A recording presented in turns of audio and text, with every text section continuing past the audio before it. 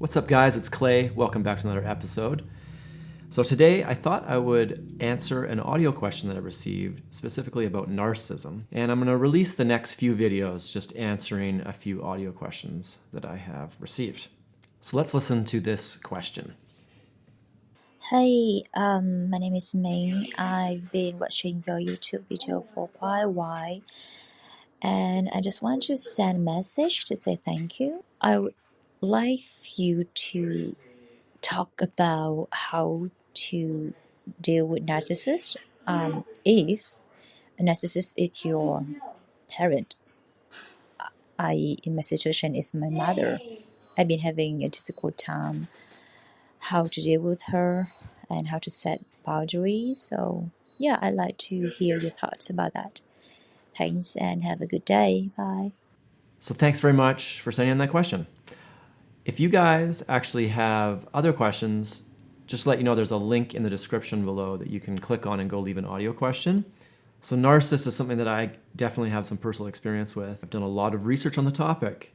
And again, though, I'm no psychologist, no psychiatrist, so take anything I say with a grain of salt. So when I say narcissist, I mean the clinical definition, not somebody who's just acting selfish. I think in culture, sometimes people use the word narcissistic almost to describe a selfish person. I'm actually using it as a person who is on the spectrum of narcissistic personality disorder, which is an actual personality disorder and a very serious thing. A narcissistic parent, in my opinion, is almost like an oxymoron. To be a parent means the needs of your child come first and you meet those needs. That's what being a parent is. Narcissists, on the other hand, don't understand that. They don't understand the process of having somebody else's needs come before their own. Narcissist needs come first. So therefore, they can't really even complete the basics of being a parent, which is to put the needs of your child first. The thing about narcissists and your needs, if you're a parent or let's say you're in a relationship with one, is it's almost like they don't get it. Like they don't understand that your needs are different than theirs, and they will be confused about that. Like if you try to explain that you have different needs than what they want, or you want something different than what they want, it's like it doesn't even compute in their brain. It's a very strange conversation if you try to explain yourself to a narcissist. Basically, in the case of a child, the child's needs and feelings will essentially be replaced by the parent's needs and feelings. The child, if they have any kind of need that is different than what the parent needs or wants, that will just be completely discarded. One of the defining characteristics of a narcissist is low or no empathy. Essentially, they can't understand other perspectives other than their own. They don't feel bad for people. So if this person is a parent, it's almost like they need to be reminded to do basic things for their kids. Another defining characteristic of narcissism is they tend to use people as tools. They don't look at people as people the way that a normal person would look at them. They look at them as, here's a person that is meant to do something for me, and children are no different. They will look at the child more as an expression of themselves. What is this child doing for me? What am I getting out of this child? They don't look at it like this is a one-way relationship. I am helping this child grow up to become a self-sufficient adult. They're like, how can I raise this child so that my needs are met? They need to get their emotional needs met. It might be physical needs. It could be just that these children are a part of the narrative that the narcissist is crafting. Narcissists are the kings of narratives. Narcissists are deeply ashamed of themselves. They think they're worthless on the inside. And so they craft this persona that they layer over top of that, and they project this to the world. And oftentimes that character they're portraying is there to get their needs met. So narcissists can really be anywhere. I mean, you could have a narcissist who has crafted a narrative that they are an excellent parent. And these are the types of people who on social media are basically bragging about their amazing relationship with their kids. And from the outside, it might look like they're a great parent. But then when you go home, if you actually get to look behind the curtain, you'll see that they're nothing like that image that they portray. So narcissistic parents, it could be that their kids are like a trophy They might push them into things that make the parent look good. Like, oh, look at my child, they're a piano prodigy. The narcissist almost needs this child to be a certain thing to make them look a certain way. So another problem with narcissists is they can't take personal responsibility for anything. Nothing is ever their fault. They are never to blame. And if you suggest that something is their problem, or you require them to take personal responsibility, they will freak out, get super upset. They'll blame you for all kinds of things. Oftentimes they'll take what you said, flip it around, and push it back on you. They're extremely manipulative. If you are a child that's been raised by a narcissistic parent, you have likely experienced tremendous amounts of manipulation. And that is a form of abuse. So the problem with like a real narcissist is it's not possible to have a real relationship with somebody like that. If somebody who never takes personal responsibility, somebody who never accepts any form of wrongdoing, they're extremely emotional and very illogical. If you're with a narcissist, a parent, a romantic relationship, a friendship, a family member, one thing you'll find yourself doing is trying to explain yourself all the time. You're always explaining, and they never seem to get it. They don't understand logic. They don't understand facts the same way that a normal person does. And that's why they say narcissists have this thing, feelings are facts. Narcissists are all about their feelings. If they feel like you are lying, in their mind, that is a fact. You are lying. And just by them feeling it, it makes it true.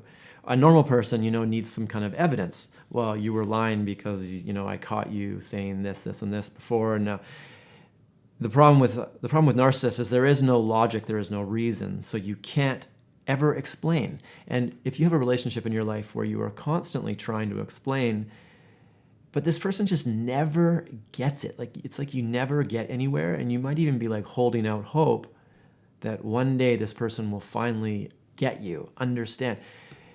The problem is they're never going to understand you because it's like their mental faculties don't work in the same way. They will be full of contradictions, and if you're the type of person who cares about contradictions, that's going to be extremely frustrating. You can't have a relationship with somebody like that. And even if you do try to explain yourself to a narcissist, often it's like they don't hear you. They literally hear other things. You could do something very nice for a narcissist, and they will interpret it in a completely different way. They will assume that you're insulting them. Narcissists, another thing is they don't accept when you say no.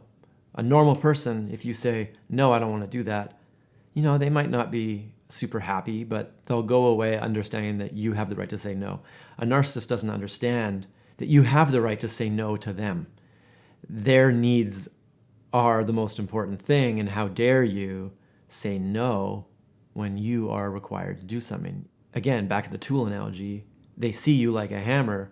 If this hammer doesn't hammer nails, then what good is this hammer? It's useless. Some people out there will know exactly what I'm talking about. Other people, if you've never experienced a narcissistic person, it almost sounds a little unreal, like you can't believe that somebody's actually like this. But the reality is there are lots of people on the narcissistic personality disorder spectrum.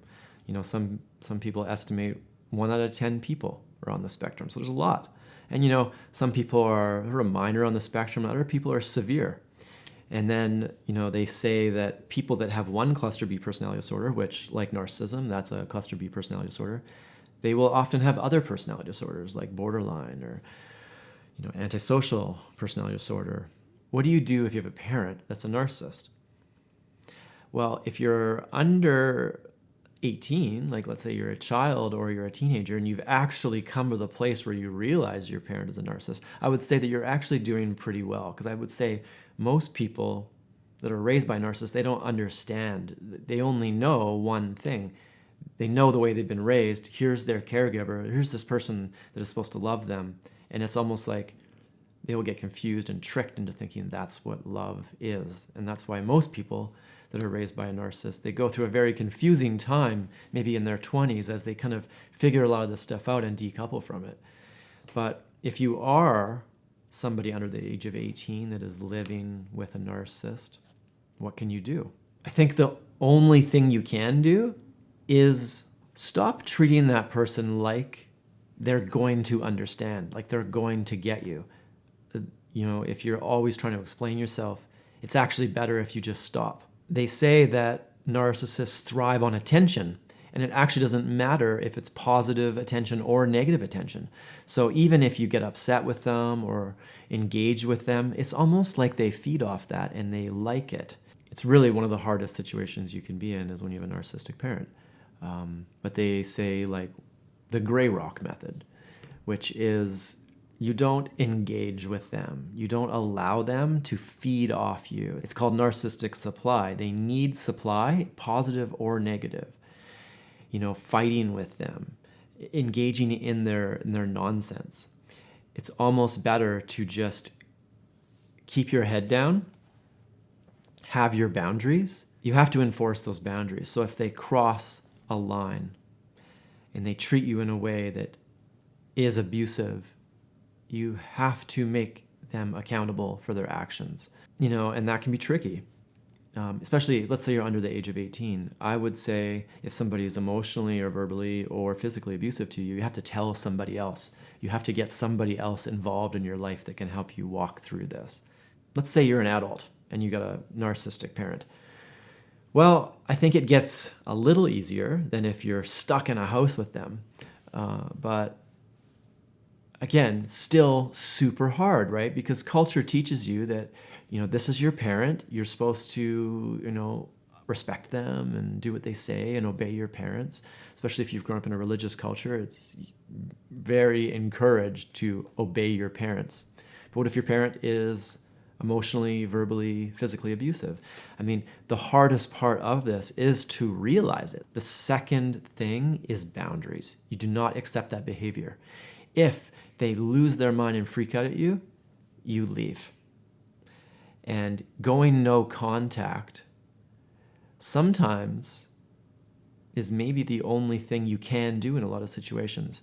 You have to teach them in a way that their behavior isn't acceptable. Fighting with them doesn't really seem to work. It seems like removing yourself from the situation, and now they're not getting that attention. They're not getting their narcissistic supply anymore. It seems like that is the best way. The whole thing of it seems so bleak. It doesn't seem like you can change a narcissist. In order for them to change, they would have to change themselves. But in order for them to change themselves, they would first have to recognize that there was something wrong. And I think that's one of the defining characteristics of narcissists is they don't think there's anything wrong with themselves. They think everybody else is to blame all the time. How do you have a relationship with somebody like that? I've just come to accept that you can't. All you can really do is hope that through this process, maybe they one day develop the self-reflection necessary to look at the situation and say, what happened here? What went wrong? And if you actually have them coming back to you and asking that question, what did I do? What is there something that I can improve on? Is there some way we can fix this? Then I would say that's a very good sign. But that's probably not what will happen with most real narcissists. They will try to rug sweep and come back without addressing the issue. And this is how people get caught in the narcissistic cycle. It just happens over and over and over. A blow up happens. Something really inappropriate happens. You might, go no contact for a few months, and then they come back treating you really nice. It's called hoovering, and you get sucked right back into it. But you're hoping that they now understand the problem, but they don't. And you can tell because if you ask them, hey, actually, I just went through this situation recently. I went no contact on somebody for 4 years, and I decided to just test the waters. And one of the first things I asked was, do you know what happened? Do you understand why I did what I did, pulling away? And all it did, asking this person to self-reflect, even a small amount, it just caused another blow up. They can't self-reflect. They can't accept any kind of blame. The only way is if you apologize. That you have to say, I'm sorry, I was the one to blame. And unfortunately, I think a lot of people get sucked into that behavior. Even though it wasn't their fault, they learn to apologize to the narcissist to repair the relationship, even though The apology is supposed to be coming from the other side. So I realize this whole thing sounds a little bleak, but what do you do? The real answer is there's not a lot you can do except work on yourself and worry about yourself. So sometimes people just need to hear that, though, just for their own confidence, just to know that it's okay to go no contact on somebody that is abusive to you. So anyway, I hope that helped. Thank you very much for the question, and I hope you guys have a great day. Okay, bye.